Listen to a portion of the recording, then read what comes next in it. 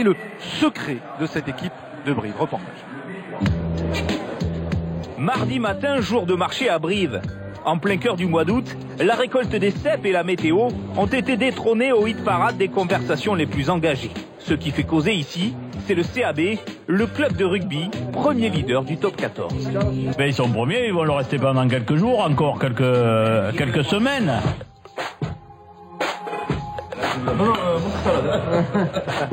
Un régime très strict, une bonne dose d'autodérision, du sérieux sans se prendre au sérieux. Brive revendique un rugby de terroir, celui d'un collectif très soudé sur et en dehors du terrain qui partage la même philosophie. Bien manger, bien boire, bien vivre, voilà, c'est notre quotidien un petit peu. Voilà. C'est un peu à l'ancienne, mais c'est sans esprit, il n'y a pas de rugby, oui, c'est ça. Ou alors il faudrait peut-être 25 internationaux. Avec ses moyens limités, Brive a déjoué les pronostics l'an passé. 9e pour leur retour parmi l'élite. Les brivistes ont fait chuter tous les gros du championnat à domicile. Toulon, Toulouse, Clermont, Montpellier, tous ont mordu la poussière. Seul Biarritz est reparti vainqueur d'Amédée Domenech. On avait l'appréhension du top 14, même si on était beaucoup de joueurs à avoir connu le top 14, mais je veux dire qu'on avait la peur de prendre des branlées tous les week-ends, donc ça nous a un peu resserré. Ok, c'est bon les gars. Donc on va démarrer par la vidéo sur Clermont. Car avec la relégation, il y a 2 ans, Brive a vécu un véritable traumatisme.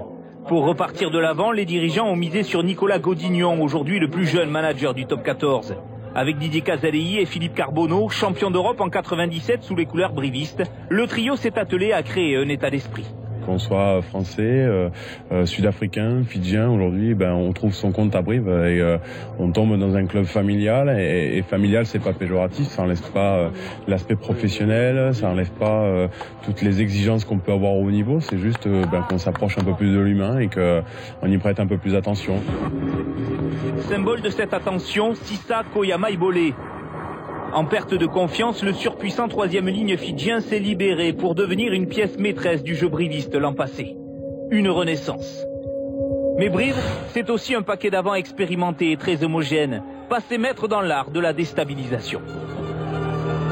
On mouille le maillot, après quand on joue au rugby, il y a des moments où c'est un peu de roublartisme, mais on joue au rugby, en 4e série c'est le même rugby, il y a un peu d'intimidation, ça fait partie du rugby. Travail, humilité, solidarité. Avec ce derby face à Clermont, Brive a l'occasion de mettre ses valeurs à l'épreuve.